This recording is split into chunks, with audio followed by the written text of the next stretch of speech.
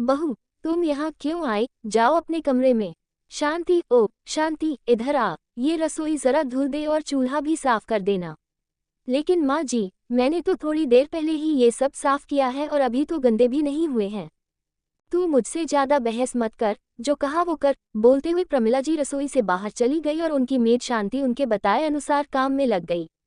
ये है हमारी प्रमिला जी, जो आज भी पुराने विचारों और प्रथाओं से बंधी है। बहू, तुम्हारा खाना कमरे में ही ले आई हूँ, खा लेना और शांति को आवाज लगा देना।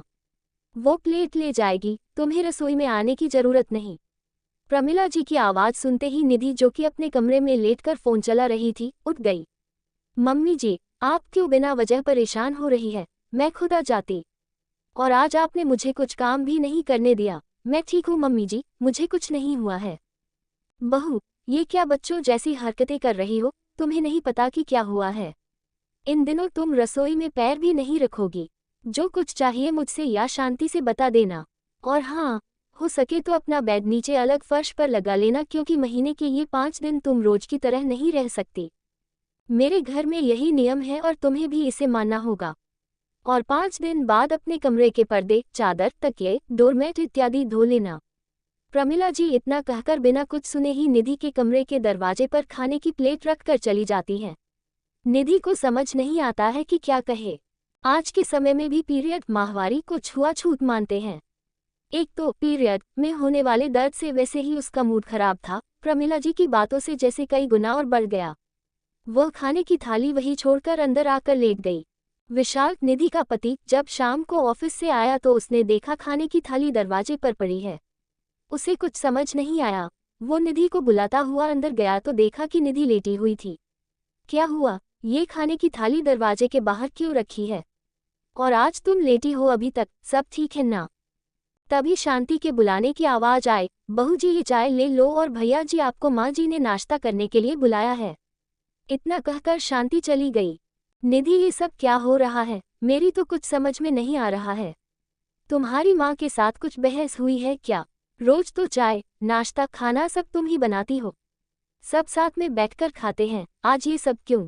विशाल और निधि के विवाह के अभी 2 महीने ही हुए हैं और निधि का ससुराल में पहला पीरियड आया था। इसलिए विशाल को भी कुछ समझ नहीं आ रहा था। उसे लगा निधि और प्रमिला जी की बहस हो गई होगी, तभी ये सब हो रहा है। ये सब इसलिए हो रहा है कि मेरे पीरियड चल रहे हैं, जिसके लिए ना तो मैं किचन में जा सकती हूँ और ना ही घर के किसी और कमरों में।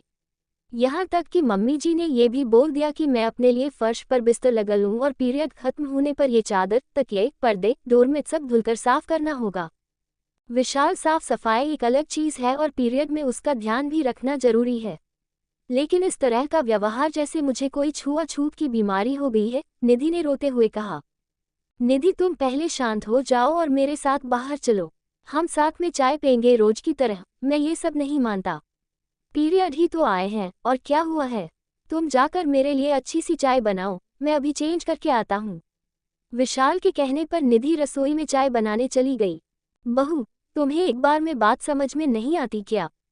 फिर से रसोई गंदी कर दी। शांति भी चली गई है, अब ये सब सफाई कौन करेगा? मैंने तुम्हें एक बार बोल दिया कि ऐसे समय में तुम बस अपने कमरे में रह सकती हो, जो चाहिए मुझे बता देना। तो तुम यहाँ चाय बनाने क्यों आई? मम्मी जी, विशाल ऑफिस से आए हैं तो मैं उनके लिए चाय बना रही हूँ। और मेरे आने से रसोई कैसे गंदी हो गई ये बताइए। सुबह से देख रही हूँ कि यहाँ मत जाओ, ये मत छुओ, बेड पर मत सो। क्यों? तुम्हारे पीरियड चल रहे हैं ना, इसलिए पीरियड्स में रसोई घर और बड़ों के कमरों में नहीं जाते। ये मेरे घर का नियम और कायदा है। ये हमारे पुरखों ने बनाया है और मैं खुद इतने सालों से इसका पालन कर रही हूँ। प्रमिला जी ने गुस्से में कहा।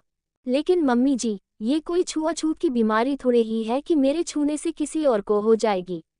पहले का समय कुछ और था, पहले इतनी सुविधाएं नहीं थीं। सैनिटरी पैड्स नहीं थे, लोग कपड़े का इस्तेमाल करते थे।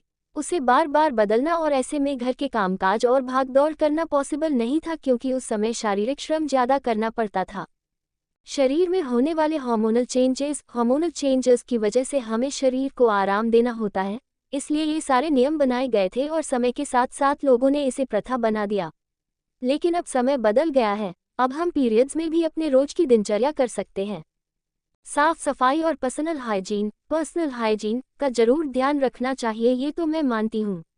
लेकिन इस तरह की दकियानूसी बातें मैं नहीं मानती। तुम आजकल की लड़कियों को तो बड़ों की बातों का विरोध करने की आदत हो गई है। आधुनिकता के नाम पर बड़े बूढ़ों के बनाए नियम कायदों की धज्जियां उड़ाते रहते हो, प्रमिला जी गुस्से में चिल्लाते हुए बोली।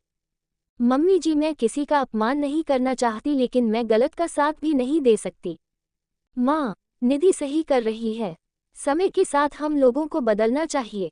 साइंस के हिसाब से तो ये स्त्रियों में ब्लड प्यूरिफाई रक्त शुद्ध करता है, तो इसमें छुआछूत कहाँ से आ गया माँ? और ये तो भगवान का वरदान है स्त्रियों के लिए।